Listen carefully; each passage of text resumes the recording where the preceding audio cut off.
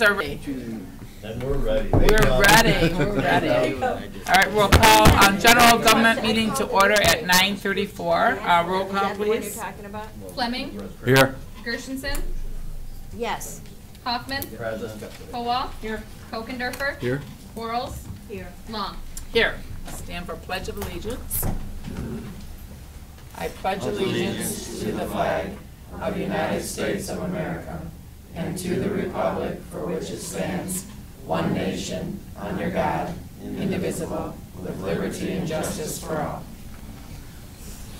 Okay, now we need a motion to approve the previous minutes from May 17. Moved by Commissioner Fleming, supported by Commissioner Kokendorfer. All in favor? Aye. Opposed? Okay. The agenda, Commissioner Taub requested just to move her up. She should be quick. Number 6 to number 1 if there's no objections. So we need a motion to just amend the agenda. I'll move to amend the agenda. But that one will take some time. I think we'll be fast. Yeah, It's gonna maybe. take time? Maybe. I don't know. Probably Safety not. month? Do you want to move that? Kathy, do you care if we move that up too? Okay. Just For the because chief. Chief Patton is I agree. here. Right. Okay, so we'll do number 5, then number 6. We should be fast on both. Yeah, I'll move to amend the So we'll agenda, do- move number yep. 5 and then number 6 to the top of Correct. the agenda. Okay, and then support by Commissioner Kokendorfer. And then all in favor is agenda as amended? Aye. Aye. Opposed? Okay. Any public comment today? 5 and 6. Yeah, 6 will be first, then 5. All right, no public comment, we'll close, so we'll move on to the regular agenda. So Commissioner Taub, you're first then. Board of Commissioners designation of June 15, 2018 as World Elder Abuse Awareness Day. We need a motion for that, moved by Commissioner Kowal, supported by Commissioner Quarles. Thank you very much, and thank you for hearing me this morning and moving me up on the agenda. I told Commissioner Long that she could have a choice, either move me up or pay my bills. I was sitting on the dining room table. So, with that in mind, I'd like to present this resolution. As you know, our senior population is growing. There are no seniors here today, but it is growing. And oftentimes, sadly, elder abuse is something we don't hear about. We have frail elder people who have worked their whole lives, who deserve some dignity and ability to live a nice life, and sadly enough, there's a blessing with living long, but there's also a curse sometimes that people are not too nice to you. So we want to bring awareness of elder abuse on June 15th, and I'm open for any questions. I just want to comment, thanks for bringing this forward. Unfortunately, when I was like maybe 19 or 20, I worked in a nursing home. I won't name it, but I returned him into the state, pretty quick, and it was terrible, terrible, terrible. These people paying back then in the 80s $3,000 a month, and they were getting abused in the nursing home. So I still remember the people, so I appreciate you bringing this forward. Okay. Same here, Commissioner Top. I just spent 2 days in a nursing home with my dad in Mississippi, who's a retired chief of police. He's an amputee, can't do anything on his own. And my suggestion to anyone who has a loved one in a nursing home is to visit as often as you can and to go at unexpected times unannounced to see and to listen. And when you're there, not only pay attention to the loved one that you have there, but to other people, because it happens. Unfortunately, sometimes in nursing homes and these senior care facilities, they don't pay the best wage, and that's unfortunate. And nobody's paid enough that works there, so it's hard to get quality help. Sometimes you find people that are very caring, but in our situation, in order to get good help, and it's out of state, we have to pay extra. In other words, he tips people, and he keeps $5 bills to get things done that he needs to get done. And not everybody can afford that, but fortunately he can. Mississippi had a great retirement. So anyway, that's the suggestion. We know it occurs, and I 100% support this because I've seen it. Me too. I've observed it. I've cared for elderly people, and it's just so unfortunate. Thank you. Okay, any other comments? Now that we're all sad, we might end up there someday, and I'm so terrified after what I saw. Please, no. Okay. We'll do a roll call on the resolution as presented then. Gershenson. Yes. Hoffman. Yes. Kowal. Yes. Kokendorfer. Yes. Quarles, Yes. Fleming, Yes. Long. Yes. Motion carries. All right, Thank thank you, you. Commissioner Todd. All right, next item is number 5, Board of Commissioners designation of June 2018 as National Safety Month in Oakland County in support of efforts to promote firearms safety. So another very important, we're just, moved by Commissioner Fleming, supported by Commissioner Hoffman. Good morning. Good morning, and thank you very much for moving us up. And then, of course, the chief said, I don't need to be moved up. I like watching government in action. And that's the kind of guy he is. I asked Chief Patton to come because he's been one of our greatest partners on the Gun Safety Committee. And as I've gotten to know him over the years, I've developed a wonderful relationship, wonderful friendship, and I have my respect for law enforcement and my appreciation for what you do has just grown from being a little girl and kind of afraid of police and more intimidated of police, of really embracing what you do and supporting what you do 100% and really understanding. And I just wanted to thank you for that. Very kind. And this is a resolution that most everyone has signed up on. It's just talking about our gun safety committee, and it's supporting the gun lock giveaway, which we're going to be having in maybe 2 weeks, a week and a half, yeah. And just how important proper storage of your firearms are. And of course, we had a very tragic event in West Bloomfield where we lost an officer, and that perhaps now, and this was a mentally unstable person that had guns that actually the police knew about him. We had some knowledge of him before. Right, so hopefully maybe in the coming years we'll be able to do something to help that person or but anyway, I just wondered if the chief might have something to say about this resolution. Well, good morning, Commissioners. Good morning. And thank you for your very kind words, Commissioner Gershenson, this morning. I want to say thank you to all the commissioners who are considering and supporting this resolution this morning. It seems like a small thing to do, but I always look at these things as a reaffirmation of our commitment to doing the right things. The public expectation of elected officials like yourself and appointed officials like police chiefs like myself are increasing, and we can no longer sit back and say it's going to be business as usual, and they expect us to do more, and they expect us to do better.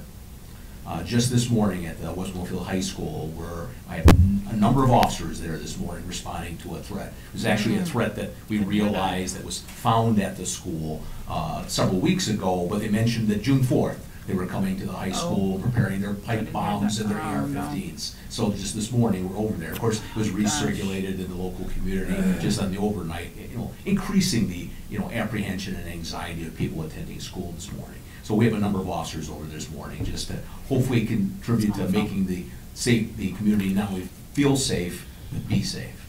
One of the issues that we've also addressed, I think is mentioned in the resolution this morning, is about this issue of locking up firearms and keeping them safe is a small thing to do, but it's an important thing. In the West Bloomfield community, just in the last few years, we had a number of teenage suicides, school-age children committing suicides. And in at least 2, if not all, of the 3 of the ones that happened in a relatively short period of time, access to firearms in the home was an issue. And despite the reasonable steps that the parents were taking, their minor children still had access to firearms and eventually committed suicide. And that's just one aspect of what this resolution addresses. So it's not an anti-gun issue. I think it's something that I think people, as a strong firearm supporter, as I am personally, can get behind, and that talks about firearm safety, particularly in the homes. And the programs that the Oakland County is participating in, Lock It Up Oakland, and providing the gun safety locks, we participate in that. We hand out these locks that anyone of our community that shows up at the police station, we hand them out at public events, the art festivals and things that we do in the community. And it's just a little thing that you can do to contribute to the safety. So I applaud all of you for considering and supporting this resolution this morning, so thank you. Thank you. I had Commissioner Hoffman, then Commissioner Fleming. Thank you guys very much for being here, but I have a question. A lot of these kids who make these threats, when they're interviewed, they say, well, I was just kidding. What goes through their mind that they would kid about such a thing when there's so much publicity across the whole country. I don't know what motivates them. I don't think it's gonna be just one thing, Commissioner. I think it's gonna be a series of things. And again, it's a mystery to many of us. And I think sometimes that's where we fail. And even addressing this to my own officer, sometimes we sit back and say, oh, why would someone, it's a minor issue. And we look at like, oh, they didn't, get the girl to date them at the prom or something this week. It's like, why would anyone come up and create such a havoc of violence or make a threat?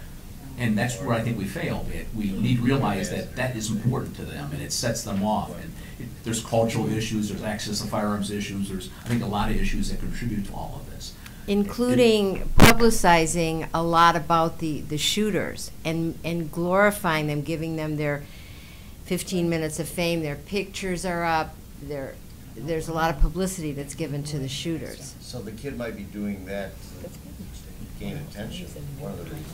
Well, I said this issue, it was found, interestingly enough, but unfortunately enough, it was found on it's a graphing computer, like a calculator that's left in the classroom. There's a word function on it, you can type things on it. And so this threat was found on this calculator in a classroom actually several weeks ago. And it made references to AR-15s and pipe bombs, but it also mentioned June 4th. So here we are, June 4th, and of course gets recirculated through the community, again, elevating the anxiety and apprehension. So, we'll see what the attendance at the school is this morning. And of course, there's a lot of concerned parents and students and faculty and staff there this morning too. And to the principal's credit at West Bloomfield, they have an amazing principal. He instituted a program called Project U, which they're one of the first schools that it's a 15-week curriculum, and he calls it the best decision he ever made. But they're one of the first schools that has implemented this program that is in the health curriculum, and it's, well, I shouldn't say it's in the health curriculum. They're using it in place of that requirement in high school, but it's just one of many programs that's available to many of your schools. So far, they're just trying to get the research on how it turned out this year. It's not an evidence-based program. It's a new program, and Chris and Mike and I met with the founder of this program because Bloomfield Schools, where I represent, is also interested in this. Can I just finish? Yes. And I think some kids just do stupid things with no intent. So I mean, hopefully that you can differentiate between them and the kid who makes a serious threat that he may follow through. I don't know how you do that. Sometimes not easy. It's not easy, and look, that's the wisdom, hopeful wisdom of the decision makers, both the police and the prosecutor and the juvenile courts. I will say this though, Commissioner, I look at things sometimes in time periods, how they relate to other unfortunate incidents. 2 years ago, we would have found someone making a threat like this, and if they weren't serious about it, they were just being foolish or stupid, and we would still investigate the matter, or maybe refer it to the prosecutor's office, and maybe some alternative disposition would have been. And you're looking at a short period of time after what happened in Parkland, Florida, and you receive a threat like this, we'd still do the same investigation, still do the same write-up, present it to the prosecutor's office for consideration. More likely than not, the kids will be charged, even though it's going to be a juvenile charge. More likely to be more serious consequences than before.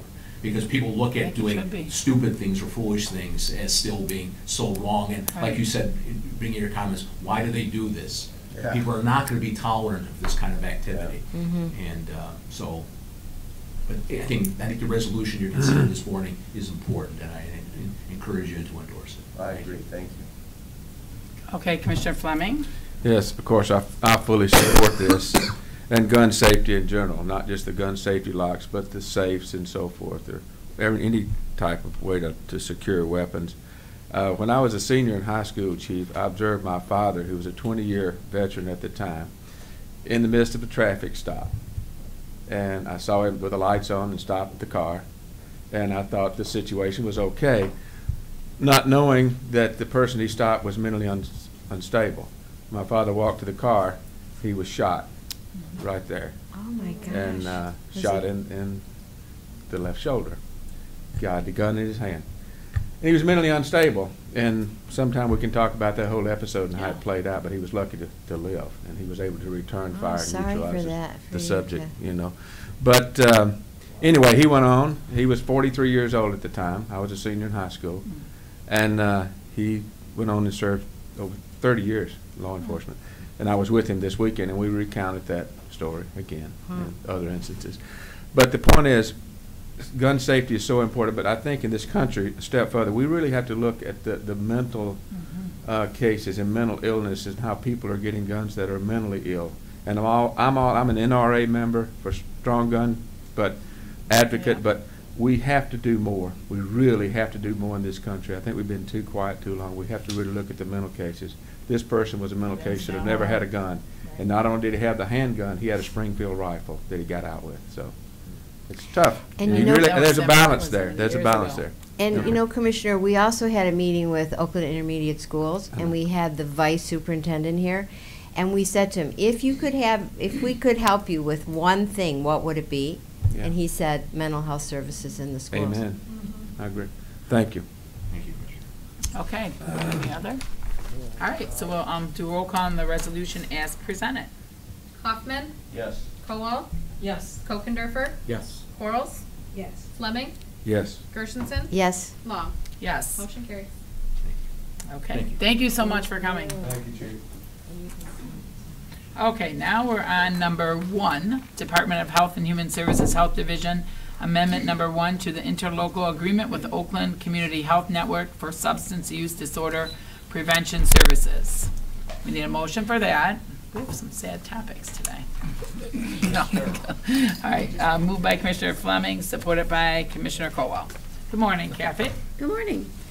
So this grant from OCHN is in the amount of $195,910. Will pay for 2 public health educators, and their main task in this grant is to solicit interest and work in middle school and elementary schools to deliver Botvin life skills classes. And these are classes that really help kids learn decision-making skills, help them identify things in their lives that might be high risk and making decisions about them.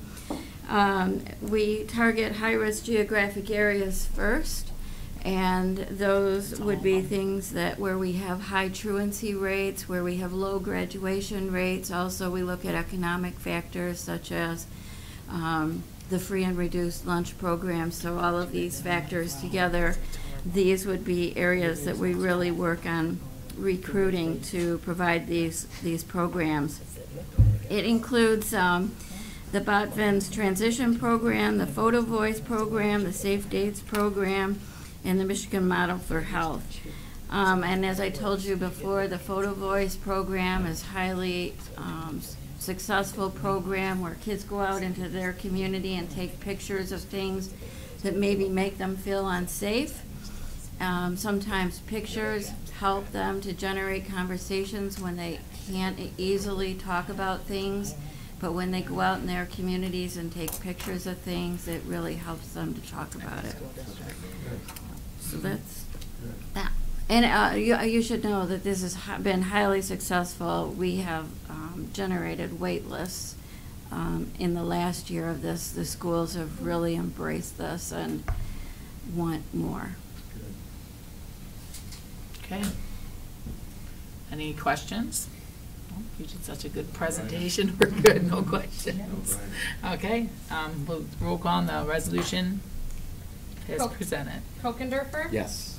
Quarles, Yes. Fleming, Yes. Gershenson, Yes. Hoffman, Yes. Kowal, Yes. Long. Yes. Motion carries. Okay, next item, Department of Health and Human Services, Health Division, Michigan Department of Health and Human Services, 2018 Childhood Lead Exposure Elimination Innovation Grant Acceptance. Need a motion, moved by Commissioner Hoffman, supported by Commissioner Kowal. Okay.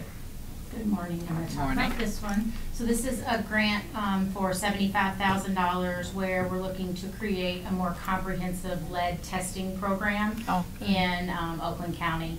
So when we really looked at the stats between 9 months and 3 years old, that's where the Lead Commission grant really looked at some statistics where we needed to increase the number of children that are actually tested. So we're going to look at creating a toolkit for physicians to educate them on the importance of this lead testing, how to do referrals if needed. We're also going to look at increasing the testing internally at Oakland County. Right now, we only do it in our WIC office, but we're going to look to expand that into our individual clinics as well. We're also going to create a toolkit for CBTs to explain to them about the lead hazards in the community, because a lot of times they have questions and they're not sure how to answer them. So we're looking at creating a toolkit for them as well.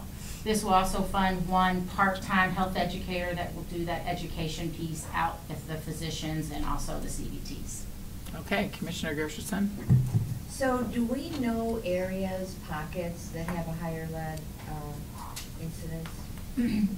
With the limited, that's the interesting part, is trying to pull together all of that data because it's kind of stored in different locations. I don't have that in front of me, but. Well, we do know that every lead-poisoned child is reported to the health division, and a public health nurse follows up on every single one of them.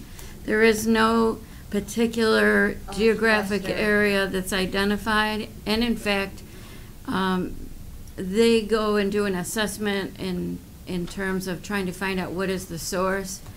And in the last number of years, every single one of them has been tied to cultural foods, imported foods, spices, or Not paint? religious You know. powders that have been imported. Oh, We were really? gonna say lead paint. No. Oh, the stuff that they bring It's home? interesting. Well, and as soon as these things, or it's multi-things that are discovered in the home. And nurses stay with them to make sure what's been identified is causing the blood levels to go down. And they stay with them until it goes back down into an acceptable range. And every single time, it's been all these other factors. It's so interesting, because back in the day when I grew up, It's paint. and I was just talking with the presenters from the Historical Commission, we lived in a neighborhood where everybody used lead paint. Paint, yeah, Right. so, And yeah. there was a high incident of cancer, including my late husband. Wow. And it was a cluster in a very affluent area in Detroit. But I don't want you to misunderstand this either, even though I've said this is what's been identified with those that have been tested positive, we also know our testing is down. So Testing is what? our testing is down. It's not where it should be. I fully expect when we get everyone testing, 'Cause it's all- we're going to find more lead levels in children, and I fully expect that we may find it going to lead paint in homes, but that's universal. Almost all of our southeastern and communities, well, all of our communities have homes that date prior to the change in paint requirements. It should never released. The work? Okay, Commissioner Fleming? Yes, just a question. We talk a lot about the lead paint, understandable. Does this toolkit also include water?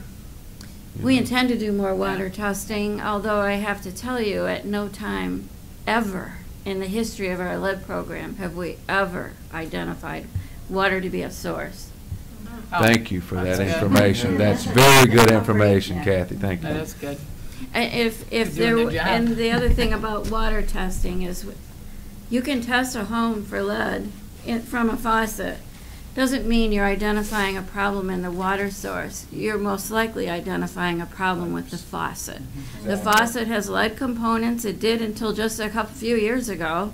What you bought off the shelf had lead components in it, and when you think about your faucet, you have moving Right. parts, swing arms and handles. It breaks down over time, and we fully expect to see that. But we also know that when you run water through, when you do water testing, you take the first draw. Right. That's the first little bit of water that's been sitting there overnight. Right. In an environment where it will be corrosive. You have chlorine in the water.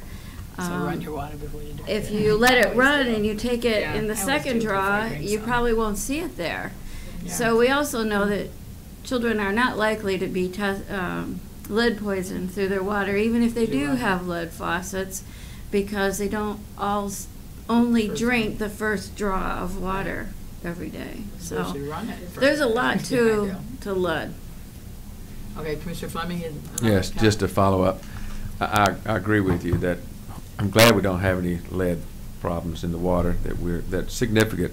But I think this Board of Commissioners has been very proactive. Just recently, we just got through to replace the water fountains in the elementary schools and the preschools in Oakland County for those schools that wanted to participate. This board has actually allocated funds, $500,000, just over $500,000 for schools that volunteered it. That's not saying those schools had a problem, but we're being proactive in that regard, simply because some of those water fountains that are in those schools are old, very, very old. And thank you, Kathy, and your department for your support in that. So that's going to be happening. The fountains are being delivered as we speak, and are going to be installed this summer, in so many schools in our county, and that's good. It's a step in the right direction. In addition to addressing that issue, it's an environmental issue. So we have the bottle refilling stations on these fountains, so they can refill the bottles and not throw all this plastic away. So that's something proactive we're trying to do to help. And thank you for your support on that. And encouraging to drink water. That's another component. Thank you. Okay, any other comments or questions? All right, seeing none, we'll do roll call on the resolution as presented. Quarles? Yes. Fleming? Yes. Gershenson? Yes. Hoffman? Yes. Koa? Yes. Kokendorfer? Yes. Long? Yes. Motion carries. Thank you. Next one's Board of Commissioners recognition of Southeast Michigan Council of Governments, SEMCOG's 50th anniversary. So controversial. I don't know about this one. And we need a motion for that. Right, it's so controversial. So Commissioner Fleming and Commissioner Hoffman supports it. Good morning. Thank you Morning. for taking the time to hear this one. I think the entire Board of Commissioners is in favor of this resolution. Good question. As you know, the Oakland County has 6 delegates to the Southeastern Michigan Council of Governments, and I know all the commissioners have either been delegates, alternates, or supported SEMCOG 100%. There's no doubt. Oakland County has 1.2 million residents and has a good presence with SEMCOG. It covers, just a reminder, it covers Livingston, Macomb, Monroe, Oakland, St. Clair, Washtenaw, Wayne, but we do have a fairly good say. And just following up with the last matter, SEMCOG covers regional water issues, regional transportation issues, and air quality, and so Oakland County's always had the best presence. So in 1968, SEMCOG was started, and this year is the 50th anniversary of SEMCOG being. It started out with 48, 49 member communities. Now it's up to 171 governments that participate in SEMCOG. So we thought this would be appropriate for this board to put together a resolution honoring their 50th anniversary. All right, Commissioner Gershenson. Well, thank you for that. And just as to be sure everybody noticed that the next General Assembly is going to be at the new arena in Detroit, and they're giving a tour. So that really, when I saw that, it's on my calendar. But what an incredible organization SEMCOG is, and I really enjoyed so many aspects of it. And when I have an issue related to water or transit or any subject, I always go there because they do such incredible research. And also, I was lucky enough to be one of the recipients of the Taubman Scholarship, and I did go to Harvard for the senior executive program, which was life-changing. There, I met one of the top police chiefs in New York in terrorism, and talk about a path for me that led to really understanding and appreciating law enforcement. That was really part of it. So I have the utmost respect for SEMCOG and definitely support it. Thank you for bringing this. You're welcome. I mean, I know the entire board supports SEMCOG. So I intend to present this June 28th, which will be there's four General Assemblies during the year, each quarter. This June will mark, June 28th will be General Assembly at Little Caesars with a tour of Little Caesars and everybody's invited to attend. Are you president now? And come June, they will, as Oakland County delegate to SEMCOG, I'll be the chair. come June. So this is a good time for us, Yeah. for this county support, 7 o'clock. Okay, Commissioner Fleming. Thank you. And I was going to mention that you're very active in that, Commissioner Wypert. And I'm a new appointee to that, and I had no idea everything that SEMCOG did. So I can't come to all the meetings, but I attend when possible. I'm very impressed with the work that they do. And thank you for taking a leadership role there. I mean, I'm sort of learning from you and what you're doing there, but thank you, Phil, for your support. You're welcome. Thank you. Okay, seeing no other questions, we'll do roll call on the resolution as presented. Fleming, Yes. Gershenson, Yes. Hoffman, Yes. Kowal, Yes. Kokendorfer, Yes. Quarles, Yes. Long. Yes. Motion carries. All right, thank you. Thank you very much. Commissioner Wyper. The next item is Board of Commissioners designation of June 2018 as Immigrant Heritage Month in Oakland County. It will be moved by Commissioner Kowal, supported by Commissioner Gershenson, or Quarles, whatever. Quarles wants one. No. We're all. Thank you, most of Madam us are. Chair I'll and take committee that. members. As somebody who's first-generation Irish on both sides, both my mom and dad immigrated from Ireland in 47 and 48 and became U.S. citizens and brought 7 girls into the world. No brothers, but girls. But anyway, I'm just like, we are so much of a richer country for the immigrants that we have that come here, that are hardworking people, come here legally. And it's just, whether you're Italian, Irish, German, Jewish, black, white, Chinese, whatever, Asian, it's just, we're so much a richer country for our heritage and our immigration that we have here. So happy to move this resolution forward. Okay, any questions? I Nope. just say amen. Okay, so we'll do roll call on the resolution as presented. Gershenson, Yes. Hoffman, Yes. Kowal, Yes. Kokendorfer, Yes. Quarles, Yes. Fleming, Yes. Long. Yes. Motion carries. Okay, and now we're on to our presentation or report, Oakland County Historical Commission Annual Report Presentation. Normally I don't come with so much stuff. Yeah, see, what do you have for us? No, just kidding. She brought her whole office. I'm a little loaded. The good news is I brought half the number of slides that I had last year. So that's the good news. So, Well, just introduce yourself quick in I will. case someone, yeah, I and then. will. My name is Yeah. Melissa Luginski, and I currently am the chair of the Oakland County Historical Commission. Jennifer Radcliffe passed the position down to me, and I think she chaired it for about 30 years. So I think I'm on year 3 now. So you have a lot more years to go. A lot more years to go. Yes. Okay.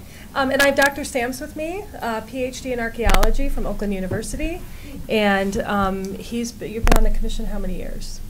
Not quite 30, but. Almost 30 years. And he's very active. He goes to Parks Commission meetings and. Very active. Yes. Yes, very active. Yes. So, and I did want to take just a quick second to acknowledge, it's always interesting to listen to the agenda before we get up. And I wanted to say, first of all, I love Irish and immigrants too. I'm Irish as well. And so I agree with you. My Irish were 1737 Maryland, the original Catholics that came over, that one line. But he was asked to leave England by King William because he was mouthy and he was making himself obnoxious to the king, which is not unusual for the Irish, right? Yeah. So that's, I come by it naturally. So anyway, having said that, and I also wanted to acknowledge the mental health discussion that we had. From a historic perspective, these kind of services were traditionally handled on the county level.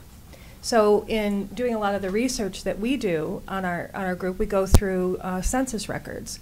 And you'll see on the county level census records, you'll see money taken out of every farmer's or doctor, whatever their occupation was, mainly farmers. You'll see money taken out for the insane, for the poor, for orphans, and that was the term that we used then.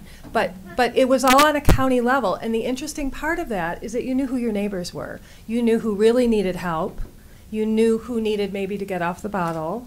You knew what the situation was. You knew widows and things like that. So it's nice to know who your neighbors are. You knew who needed the help, and that was all handled on a local level. So I have a lot of respect for that work. And I think that you had county poorhouses, is what they were called, unfortunately, but that's where a lot of the indigent were housed. And then you had that go to the state level, and then we had our large facility here in Pontiac, and they were representative in every county. We had one up in Lapeer, all over you had those beautiful buildings from the turn of the century. And what ended up happening over time was you had abuses, and in the 80s, I think 1986, they started to dismantle the mental health system as we had known, and send that out into the community and into, you know, the criminal justice system, and now we have what we have.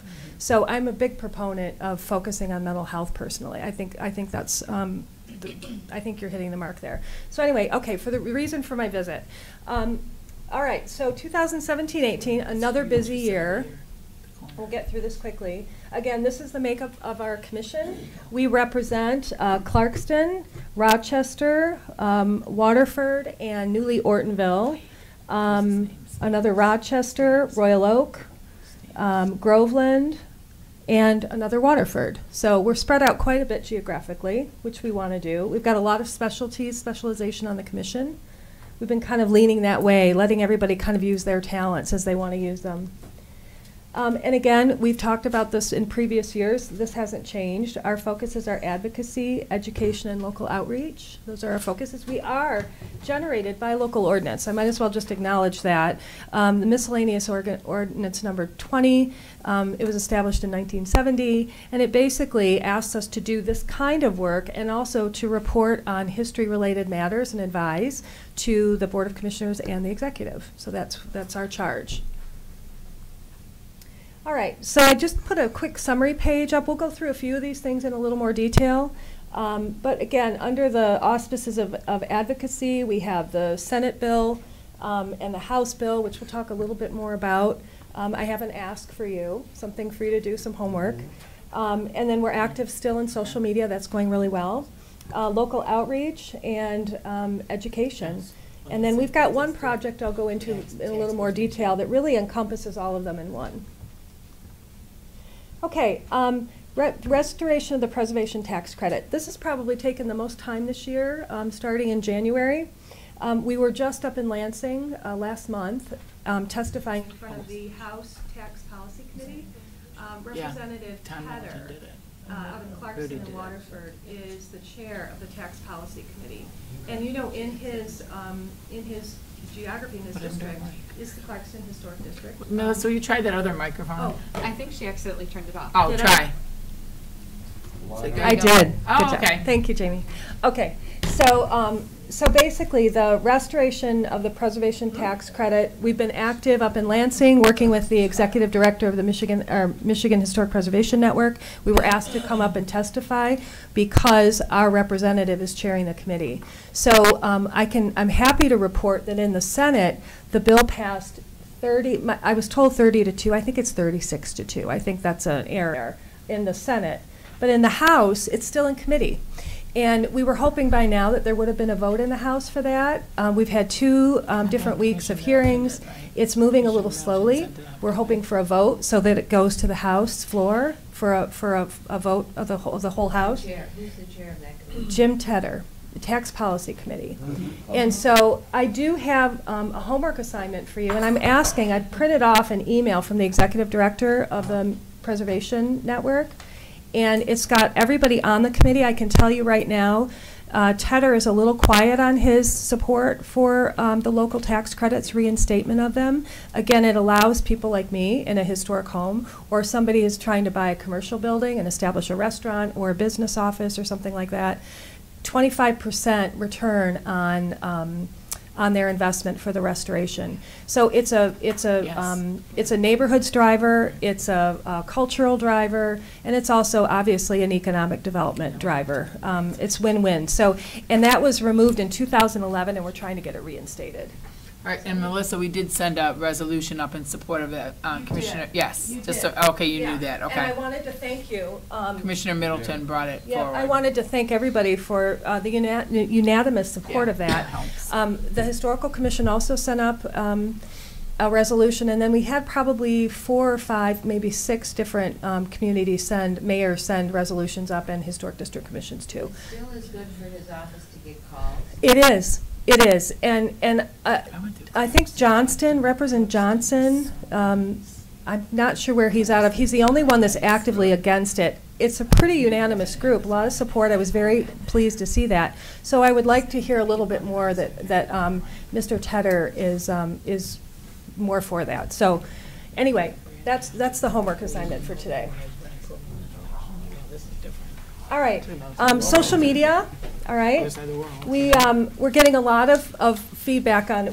We're up to 500 likes, a lot of interaction. We are currently really advertising the locals, history-related activities, and we're getting a lot of support. We get things like "You guys rock," "You guys are awesome," "Thank you so much for sharing our information and posting our things." It goes out to more people. So we've just in the last month we've been advertising Clarkston's Mill Pond Porch Fest, Pleasant Ridge Garden Tours, Troy Village Summer Open House, and the Oakland County Pioneer and Historical Society in Pontiac. They have a summer social coming up.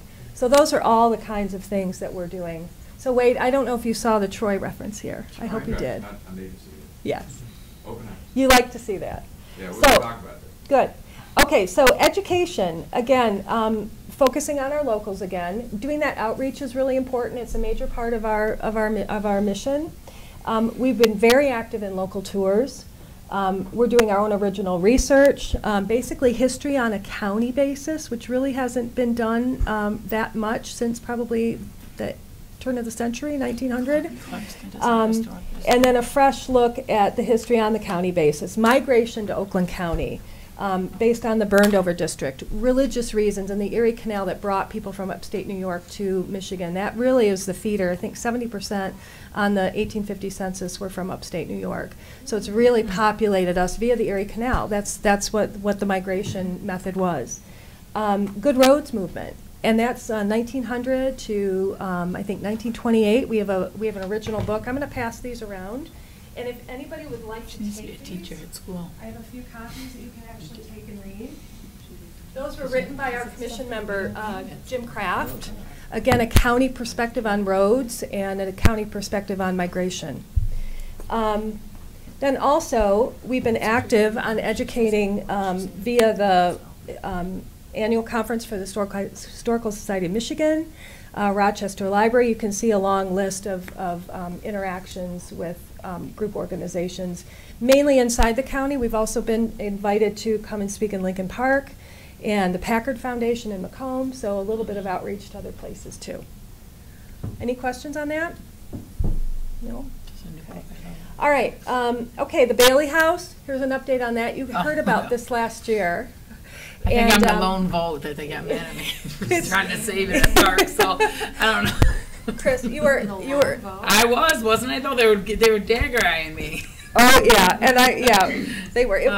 You could cut the air with a knife in that room that day. So basically, it is a Parks property. I don't know if everybody here was aware of that. It is an Oakland County Parks property, and our commission was asked by staff, Oakland County Park staff, to do research on the building, which we did. We accomplished that. We evaluated the structure for staff as well. We did a social media campaign based on staff's request, and then assisted Preservation Clarkston. And Chris, that's really what I wanted to let you know about this. As a result of the potential demolition of this building, which is not demolished and it will not be demolished, Preservation Clarkston came out of that. It's a new preservation group in Clarkston that's going to focus on those buildings that don't have historic designation and protections that way. It's a rural community, and I think they want to maintain that identity as best they can. Development is there. It's coming. There's no reason you can't do development, but there's also no reason why you need to tear down all the farmhouses adjacent to the available land. And then keep in mind that in terms of housing diversity, less than 1% of the housing stock, for example, where this is in Independence Township, is historic.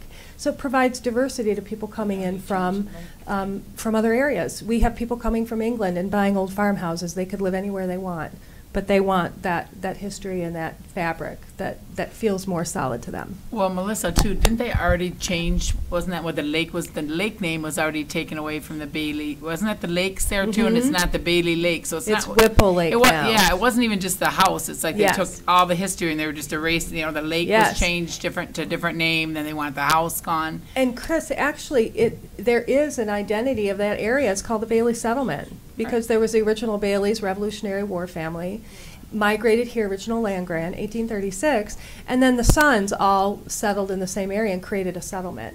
And so now we've saved the house, and actually there will be a Bailey settlement marker that's going up that will help people identify the place where they are, because places matter. So there you go. All right. Okay, continuing on the local outreach and collaboration, we continue to develop new tours. We finished the Woodward tour. We have an urban section and a rural section. The urban section starts at 8 Mile and goes all the way to Waterford. And you can imagine that rural stretch of buildings and buildings and buildings, and it's very built up. And then the rural section starts from Independence Township and goes all the way out to the Groveland Genesee line. So that has its own opportunity for development. And I think that the identity that's kind of been identified out there, instead of being urban, it's now a recreation corridor, and that's the identity. You've got skiing out there. You have the new the bike park, the off-road vehicle park out there. You've got there's rumors of a Great Wolf Lodge going out there, and you've got the campground with a county park in Groveland. So a lot of exciting things. It's kind of trying to identify and develop concepts before the building starts, so that it's good planning. And we've been active with Oakland County Planning and Economic Development with that. So we've developed the Davisburg Springfield tour. The Addison Oaks tour is still rolling along. We're still active in partnering with the Detroit Historical Society. They bring bus tours, bus loads of people to come up and have lunch and tour the estate. We're doing a new fall color tour. And then also, I accidentally, Bob, left off Rose Township has a tour. Remember, Carol Egbo worked on that. So that got launched this fall, I think. Mm-hmm. So again, we're helping locals discover their own history, creating a model that can be replicated anywhere in the county. Okay. All right, the new tour, and this is under development, but this actually was an outgrowth of a conversation I had with Mike Kowal. And Mike was talking about, exactly, Mike was thoughtfully considering the issue of term limits and losing a lot of people that had a lot of experience, and the recent threat to the Historic Districts Public Act of 169 of 1970 that established the districts in our state. And we know 2 years ago we had a threat to that, and this body created a resolution. The board as a whole unanimously supported maintaining our historic districts. But it raised the question of, we've got new people coming in, and every time it's new education, it's trying to educate people about the importance of those things. And so the concept came out of that conversation of doing a legislators tour. Of Oakland County, we have historic sites, and some of them are county sites. They're already governmental. Some of them are fabulous adaptive reuse opportunities in the private sector, where an old building, again with tax credits, has been renovated, restored, and an active, thriving business. You can look at Clarkston. We've got our bank building as a restaurant, our church as a restaurant, and they're thriving. So we wanted to get people on the bus in the morning, meet maybe at the county building, the executive building, serve some donuts, jump on the bus, and drive through primarily northern Oakland County, because that's where a lot of the opportunities still reside for development and adaptive reuse. There's certainly still in Detroit many, but there's a nice tour opportunity there. And then we would end at Buell with a luncheon. But in the meantime, people have been able to get off the bus and explore places they might not otherwise take the time or be able to go to. And so that's under development. And we would like to hit the road in August of this year, in the summer. I don't know if we'll make that deadline, but everybody here is invited, and we'll be sending out a greater invitation to the larger body. So, okay. All right. Okay, our last topic, and I've been in touch with Chris Ward on this issue, is that we've lost our meeting location again. We were here in the Board of Commissioners conference room down that hall when I first started about maybe 8 years ago, and there were funding issues with security, and so we were moved over to the executive building, and now we're in the Waterford room in a small conference room at the executive center. And we were just told that we no longer had that space because the executive center was going to have to pay for our presence there because of security again. I I think, Eileen, didn't they say the airport, in the airport, you can use the airport committee room Okay, in Waterford? okay. Try there. They were just saying, did they say they'll let, wasn't it free too? They'll let, as long. But I think it might be, like, if you come in on, if they have to provide extra security, you might run into the. But are yours daytime meetings or? No, we meet the first Tuesday of every month, 7 to 9 is our Well, normal. check and see. Okay. Check and see. What about our South Oakland office? I don't know about night, you're right, Eileen, but maybe. Waterford Library has conference rooms. Mhm. It's pretty simple. Yeah. And how about that White Lake, the township, the old White Hall, I saw a reunion there, they might charge. You know, the old Township Hall building, it's historic. It's a Mhm. good place We for like your that. meeting. We like that. I mean, I'm just thinking of stuff, because we were in Yeah. the airport, I'm not sure about the nighttime though, like Commissioner Kowal said. But they did say the conference rooms knew Good. that it's open to use, so. Okay, and Airport Road, I'm sorry, where, I'm just curious where. M59, Okay. I just thought that would be more, I was trying to think Yeah. a little more central, like Waterford, right there. It's the airport terminal. It's Oh, it's gotcha, it's the okay. airport terminal, and there's Okay. a nice new conference center, and there's other little rooms. They said they Okay, let good. people, homeowners associations meet there and stuff, so that might work out. I don't know about the night, but you can call. If I could butt in on this, this actually is being brought up because we're getting a countywide building use policy. Good. That will be brought to you. I think it's the first time this is ever being done. And Richardson. It was brought up to Melissa because they're the only committee that is appointed by you that meets at night. Oh. And Art Holdsworth had contacted me and has contacted her because their meeting requires security. That's what we're doing.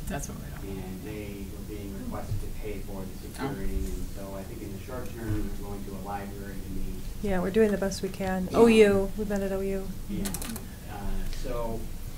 I kind of wish you can use it too, I but think it's the fine. point that Melissa, we've discussed is, do you want to create a policy, essentially that if it's a body that is appointed by you, that we should afford them a public place to meet? Yeah, okay. And whether it be a facility that's across the street or our facility, I guess that's basically the bottom line here. Yeah. Commissioner Fleming first.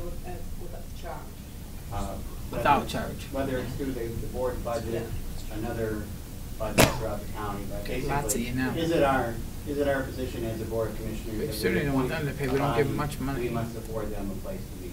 All right, first Yeah. Commissioner Hoffman, then Gershenson, then, Fleming, Gershenson, Hoffman, sorry. I have one question. Oh, you're on You're order, second. buddy. You're third.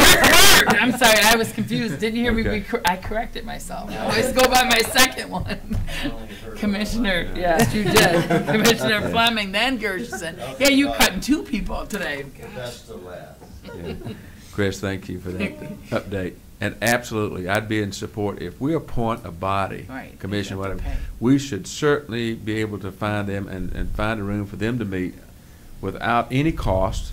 And that's something as a Board of Commissioners, I'd support a policy on. I suspect everyone in this room would, because that's only fair. And I'm sorry that you've had to go through this, but we'll make sure that I'll do everything I can, and I'm sure that other people in Right. this room will too, to make sure Okay, there's a I'm sure policy. So we'll you have a vote for place that. to meet that's convenient and at no cost.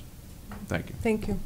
Okay, Commissioner Gershenson, this is kind of central here. It is a greater issue because we Yes. used to open to community groups as well. Mhm. And then this whole security thing became a big issue. Mhm.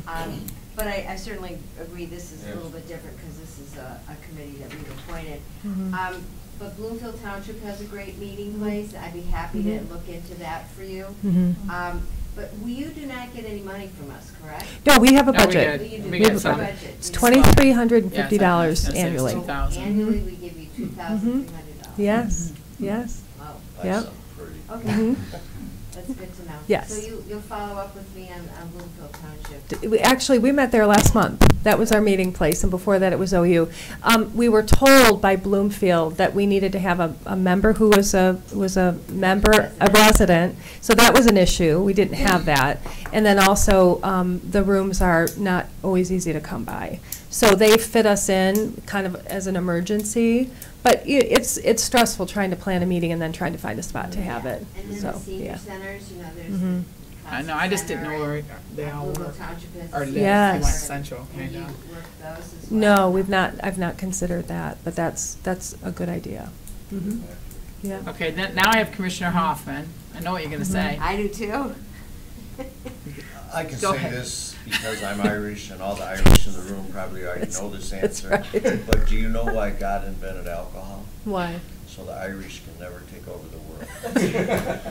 Because Okay, otherwise they would. They would, exactly. Oh, yeah, that's Okay, what my how family many says. They people get are them in this drinking group, because or I'm how big Irish. is this committee? 9. 10? 9. Okay. Mhm. Oh, I And, thought- and then the other comment Oh, is, it's Marsha. too bad Marsha. that we have to educate people about I totally thought he tearing said, down did you? old stuff. Mhm. Because it seems like it's a constant battle all the Mhm. time. Mhm. I went through it in Holly with the house I saved a while that's on back. They Central. wanted to make a parking lot. Mhm. It was like a month away from being torn down, and I actually found somebody to redevelop it. They gave me 2 weeks, said if you don't, we're gonna tear it down, so I had a friend of mine do it. Commissioner but, Kowal's next.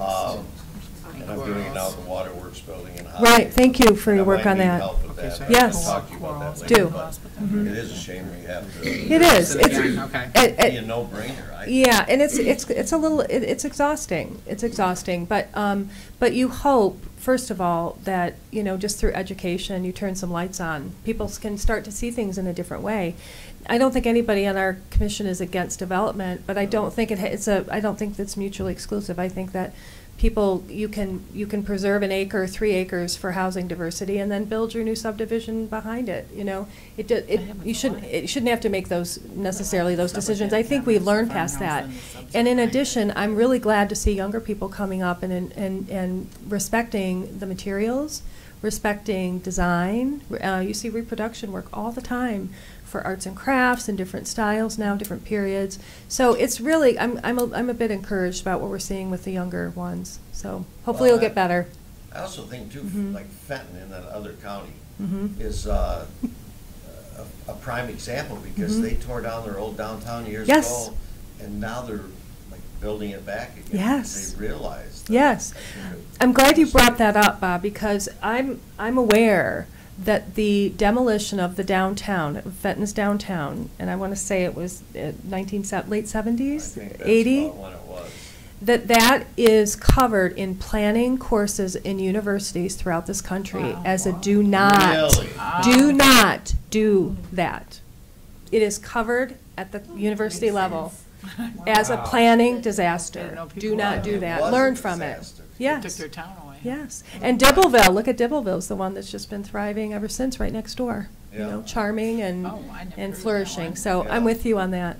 Thank you for bringing that up. Yeah, you're welcome. Mhm. Okay, so now I have Commissioner Kowal, then Quarles, and Gershenson. Well, people are tearing down their downtowns, and White Lake wants a downtown. so- See? You know, Exactly. we'd like to have a there, but, Yes. I was just going to mention, you know, some of the local historical societies, like the Yes. White Lake Historical Society. We have Fisk Farm. Yes. Waterford has Hathaway, and then, Yes. what do they call it, at Hatchery? That's, There- yeah, the Waterford Village. Oh, Yes, yeah, yeah. Something like that. Historical village there, Mhm. that's beautiful. Yeah. I just wanted to, you know, Yes. I would think that the local historical societies would or should be happy Mhm. to host Yeah. the meetings. Yeah, yeah, and, Good idea.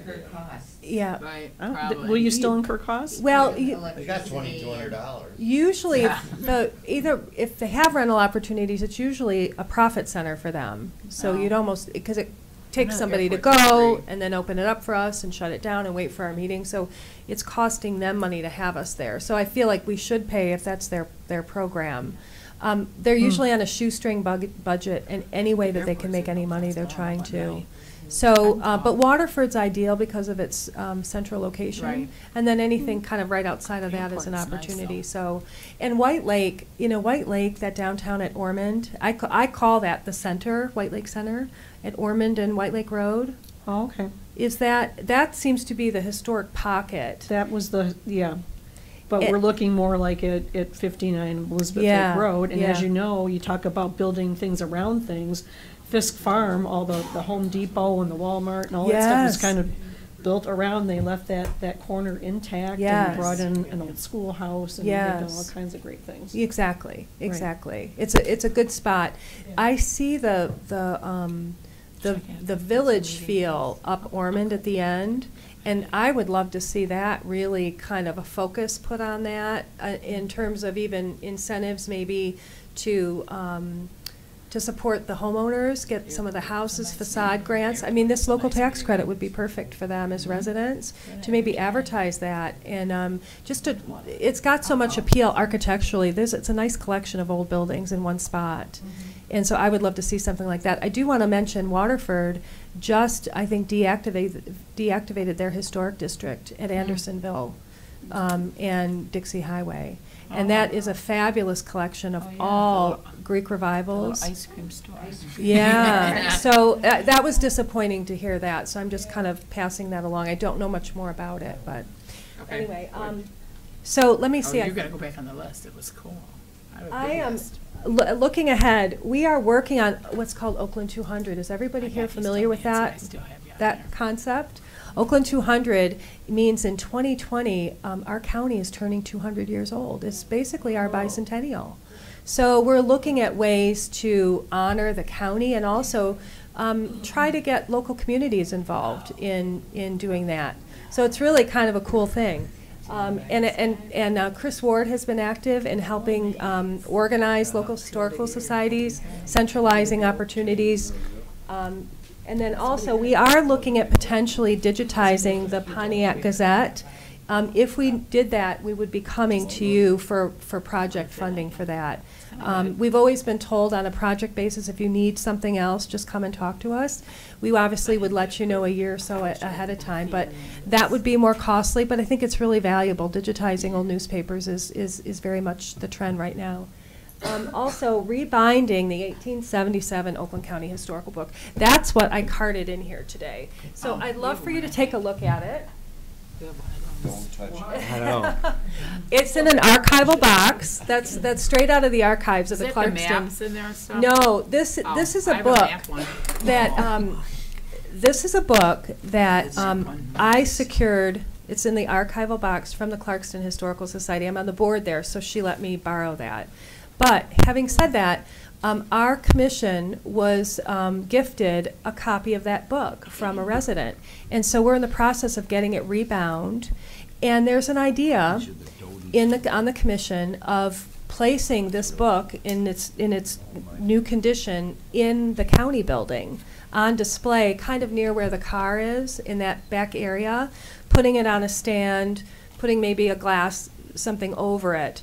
And then basically writing about the author. It's 1877. It's a very old publication and rich in information. And then maybe once it's done being on display, it can go into the library. It'll go upstairs near the law library.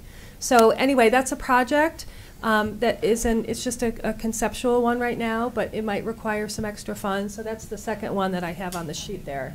And then also, I still have dreams about doing an Auto Barons tour because we have so many summer estates in northern.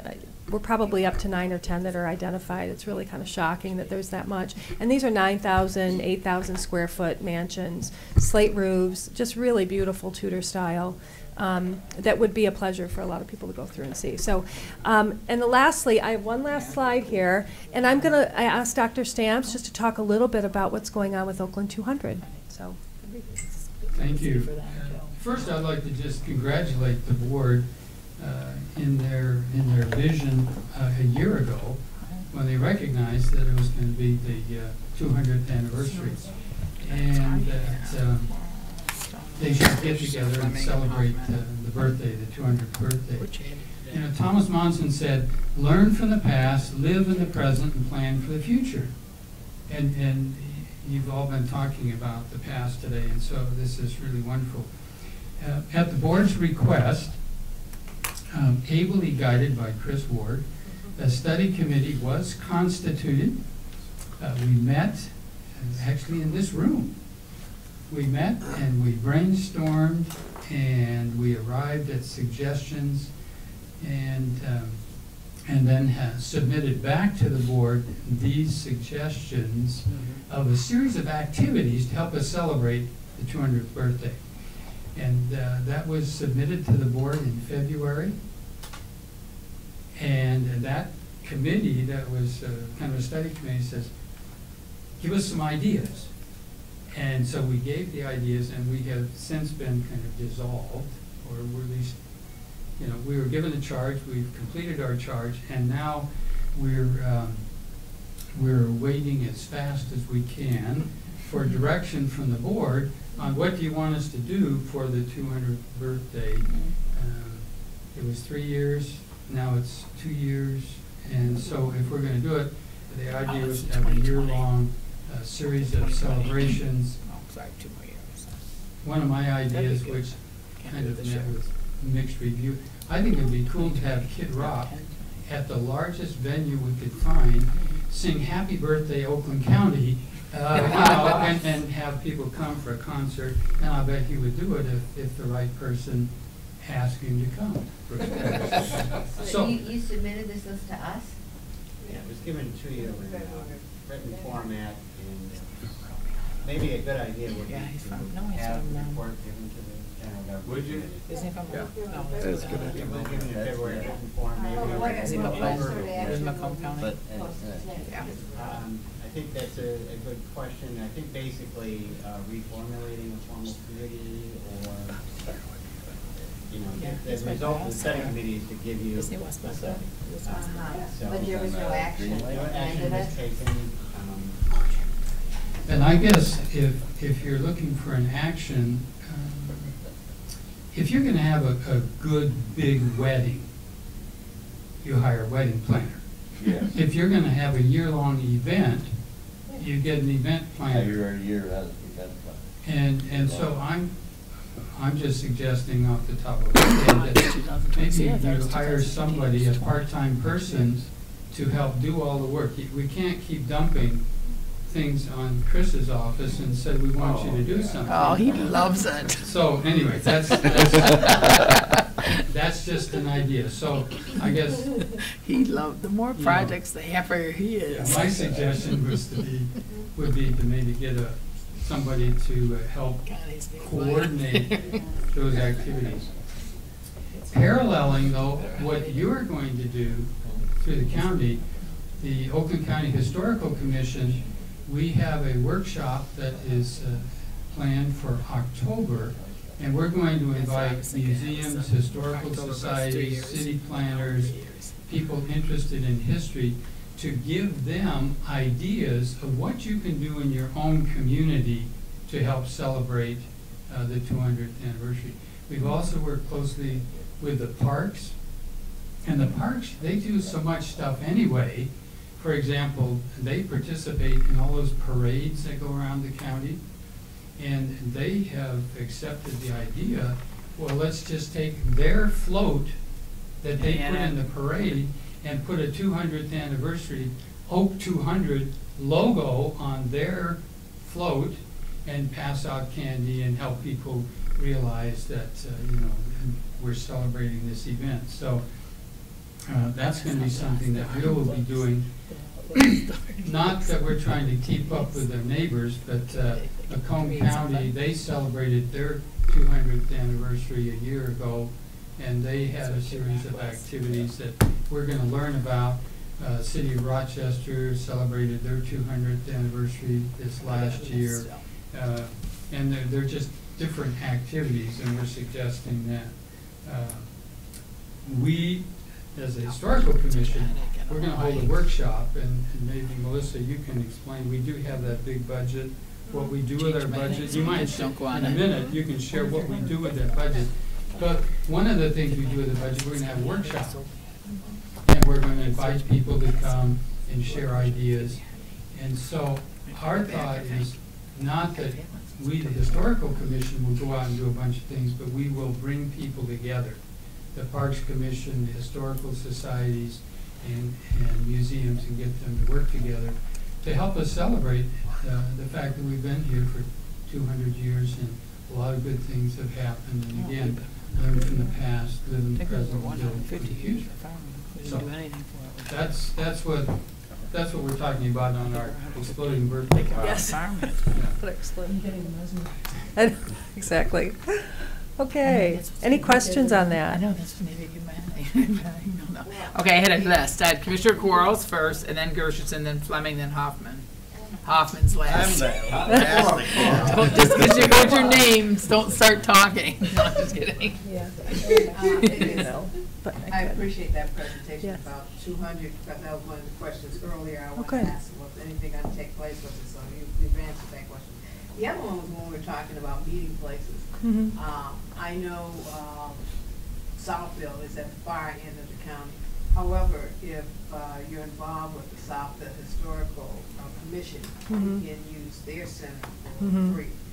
At the Burke Historical, the Yes. farm. So fabulous. Yeah, and Mhm. they're open to any community Mhm. Good. organization.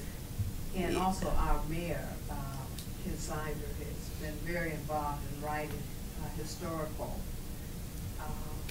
well, he did a book on both Southville and Oakland County. So Oh, good, that okay. would be, Yeah, and your librarians are fabulous, really fabulous. So you've really good sources there. Mhm. Thank you. So, Mhm. with Oak on 200, the task force has completed its duty, so now it's just time to move forward. Here comes Chris. Because he loves projects, I told you. Yeah, there we go. If you don't mind me butting in Please, here, please. Again, I think there was really two things there. One, we were constituted as a study group, and so we didn't want to assume that we would continue forever. Yes.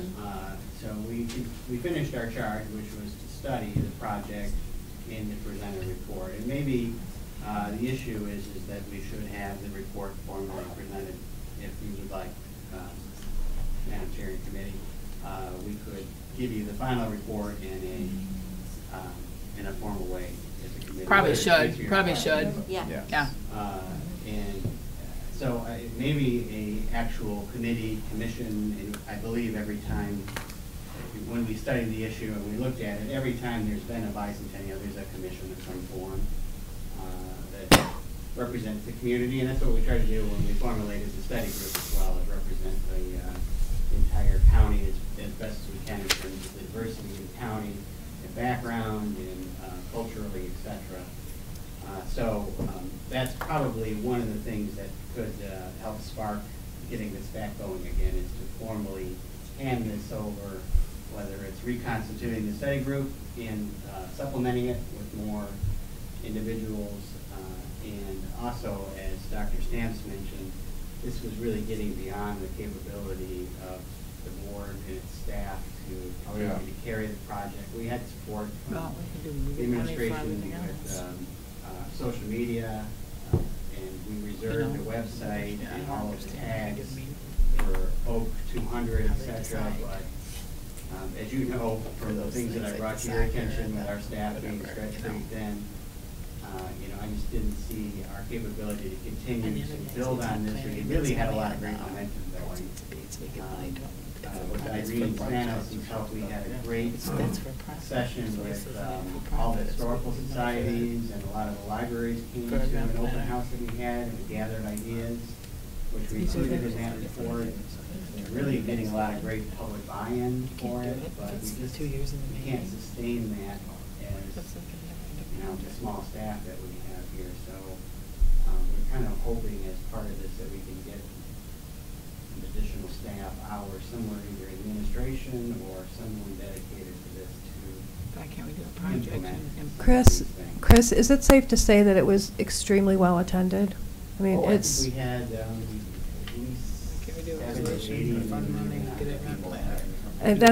That's amazing. I mean, there's a lot of interest in this, a lot, and they're coming from everywhere. Yeah, so they were Yeah. people from all parts of the community, Mhm. or all parts of the county, Mhm. representing communities all around the Mhm. county. Big. So that was, I think maybe the saddest part of this is we keep Because it building doesn't momentum, nonprofit, and some we've of had a them little profit, that we diffusion give of money that. to. Right. So we need to get that going what you again. All right, I have a list here, but Chris, is it something we could do as a project to fund money for the event planner? If this is nonprofit, clearly I don't have an issue with this one. Some of them, those people work for a profit, you know? Oh, okay. Great. Go ahead. Sorry. No, I understand, and I appreciate your input. Because that was the next step I was going to take. I don't know how many of you had a chance to actually read the report, but I did back in February when it was distributed. So I would like to, and I don't know what the appropriate step is, to move that we, as the general government, take the next steps, which will be, I think, the committee that, not committee, excuse me, task force, the study task force that was put in place. I think they did a wonderful job. I really had a great appreciation because it gave and included diversity from around the county, as you read in the report and see where they're from, that we allow them to continue to work, and then start looking at how to move to the next step, which also includes some funding towards an event plan.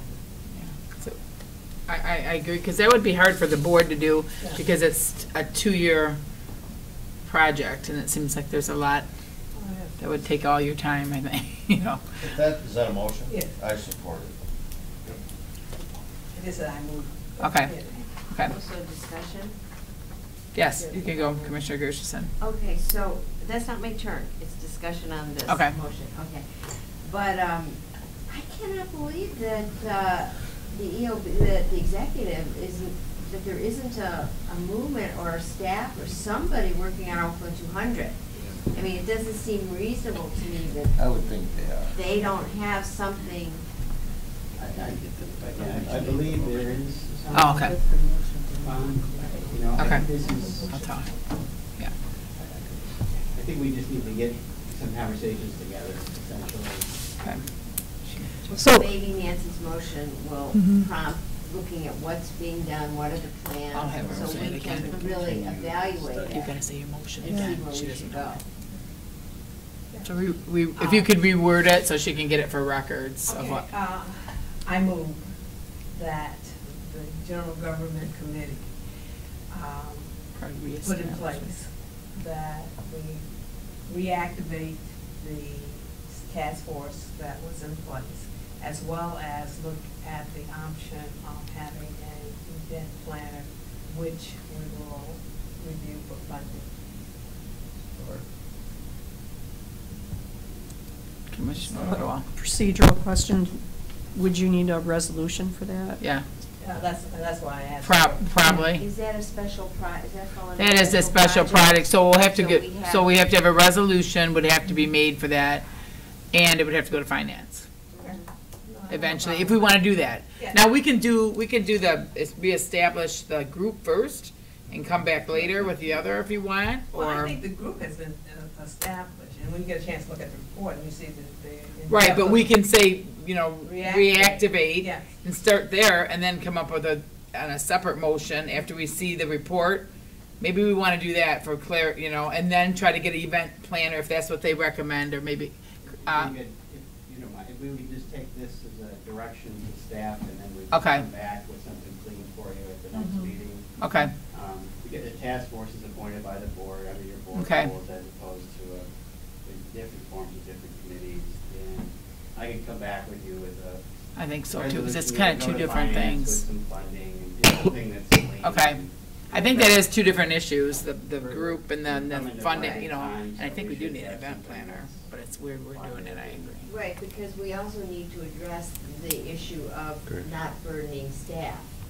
So Yes, we motion. have to address that in some way, whether Ideally, that's we a want- planner or, yeah. So we might Ideally, we remove want that. the administration bought into it. Yes. Yep. Okay, you have a question? Yeah, no, just a comment. Chris, I agree 100%. I think what we need to see in general government is you to go back with a task force, put together a budget recommendation, which would include probably an event planner. Let's look at the total picture, big picture. And you know what's being done on the executive side. I'm sure there's something going on out of Brooks Patterson's office. We need to just cooperate. But I think what we need to see is a budget and some funding. We're getting ready to go into budget meetings. This is Right. going to span a couple of years, so the timing is really perfect, but it's not too early. It's almost getting late to do it. So I think there's an excitement here. We want to do it, so I think that's what you'll do. You'll come back with a plan which includes a budget, the funding for it, and get the ball rolling. I think that's what we were Thank you. looking for, was Yeah. just that the board was. We're supporting. We will. Right, and Irene Spanis is with the executive, and there's already been a joint meeting with the Board of Commissioners and executive through Irene. So that's where that started, really. Mhm. Do that. Okay. I think she's gonna withdraw her motion now, so I think we'll have the report come here. Chris, I think that would be good, right, a first step, get the report here. Is that okay? And then maybe, You can make the motion. then you can make the, get the report, then we do the committee next, but I think we do have to kind of go faster, because it's gonna come, and then work with Chris just to get a motion, or a finance resolution for funding. We have direction to come to you with the general government initiated Correct. resolution. Correct, yes. If you'd That's like perfect. the report presented to you formally, is that? Yeah, I think everyone should, that would be a good start, and then we could do everything from after that. Yeah. I think that's a good start. I read some, but I didn't read all, but it's good for everyone. Look at the depth of it. Correct. And it's a great committee. You may want to start with that core group and then expand on it. Okay, Commissioner Hoffman, will you remove your second? We'll just do it. Okay. But we have the intention there, so you're good. Good, and know that in the meantime, the Historical Commission is already launching discussions with the locals on ideas for their own local celebrations. We have a list of like 54 program ideas that we have speakers coming in, and they'll be giving details on certain ideas and sharing. So it'll be at the Bloomfield Township Library, late October, and it will be, I think, from 9:30 to 1. And we will be spending our budget on refreshments. And then also, in terms of budget, we usually do a workshop once a year. We sponsor the Heritage Conference, Afterglow, in September every year with planning and economic development. And then we also are members of certain organizations. We pay dues. We pay for tables at the historical conference. And then we have a bookbinding project, for example, this year. So those are the kinds of things that we fund every year, just for your purposes, so you know. Okay. Okay, so next I have you. It is your turn, and then Commissioner. It's your turn now. Can you turn that off? Yeah. Thank you. Thank you. Oh, I like that barn picture better. Yeah. We're all getting dizzy. Going back to Commissioner Yes, Hoffman. Commissioner. Okay, and then Fleming I thought for sure you Hoffman. were going to volunteer your farm for a meeting place. My farm? Your Out of wine. pressure. They'll drink the wine. You know, the wine. Of course I would. Yeah. But Then I also wanted to say that I 'Cause he think said we drinking. should engage Commissioner Bowman from Pontiac, even though you don't have any representative from Pontiac, but Pontiac gets a lot of requests for homeless shelters. Yes. They don't necessarily get this kind of a request. Right. So I think it would be a good idea to ask Commissioner Bowman if he would have any ideas for a potential meeting place in Pontiac. Okay. Which Try to is work on it. really, We can has solve it so here. many historic aspects to it. Right, well, we know the Strand was just redone. That's such a beautiful yeah, venue, it is. you know. I would really recommend engaging him. Yeah, okay. And, well, we already talked about the special assessment funds and Pontiac Hoffman Farms. And I just Yeah, wanted to 'cause that's what we commend thought you were gonna say. Melissa. I mean, your presentation thank and you. your depth of knowledge is Thank you. just astounding. Well, And it's a passion, we all know how that is, so, yeah. I think it's Thank you. really remarkable. I look forward to working with Thank you you. on this other. Right. I know, I wish you were my Right. son's history Right. teacher right now. Well, and I have some really good mentors in Jennifer Radcliffe and, of course, Dr. Stamps and others. So we've got a lot of talent in the county. We're really lucky to have you, so this Thank you. isn't forgotten, so our history Right. isn't Thank you very forgotten. much. I appreciate the support. And then we have Commissioner Fleming. I didn't forget. Then Commissioner Hoffman. Okay. This is the list of not about Not what I amendments. wanted to talk about. Yeah. I have to write it down. It's the wine. Melissa and Dr. Stamps, thank you so much. I've never experienced so much enthusiasm in this historical presentation. And I thank you for what you're doing. I think I've been on this committee this is my 4th year, and I think maybe the 3rd presentation we've had. I'm not sure, but really appreciate your enthusiasm and the excitement. And I think you've got our attention. If you haven't noticed already, I've been through the others. I think there's a lot of attention. But thank you. It's because of your leadership and your direction, your enthusiasm, what you bring to us, gets us excited. But 200 years is a big deal. It is. It's a really big deal. It's a big deal. And so I think you've got our attention. You're going to get what you need.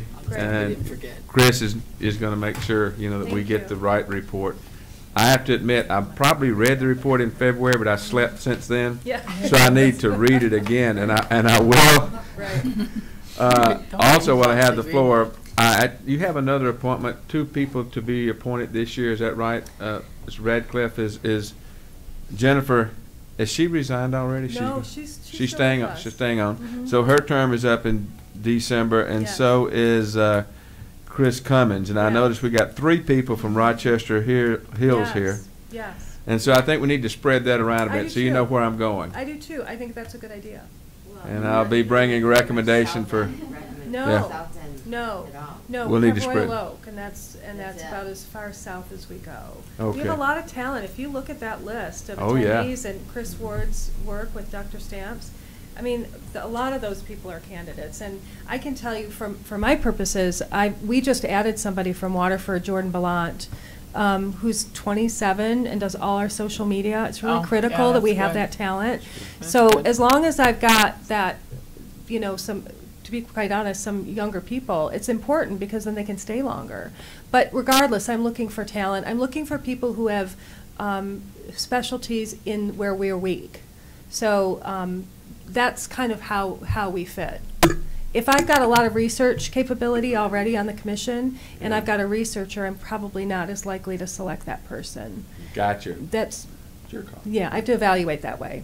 Okay. Mm-hmm. Go ahead. Just about, the least of your problems should be where you meet, okay? And we'll see if we can't take Thank care of you. that. Now, that should not be an issue. There's certainly enough buildings Thank here. you. I apologize that you're having a problem finding a meeting Thank place. you. That shouldn't happen. Thank you. All right, Commissioner Hoffman, do you Drum remember roll. what you wanted to say? It better be good. You waited a long time. Actually, I want to thank both of you guys. A great presentation. Thank you My very much. questions have really been answered. Good. How old is that barn, which was moved into my district? I want everybody to know. It was built with the proceeds of Ingemar, who was the Percheron, brought in because the roads were so bad that they needed heavier stock horses to come in to the county, and he was bred all over, stocked Oakland County with Percherons, and that barn was built in 1883. And Dixie Highway.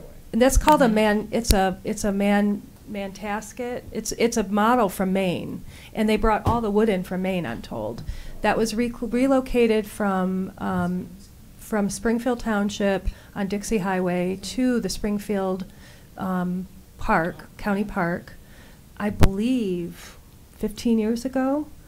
Yeah, and the Amish basically dismantled it and reassembled it in its current location. now And I will say it's paying for itself at this point. It's Now- booked continuously Yeah, for but weddings. we're even going to be ADA compliant. Yes, first time.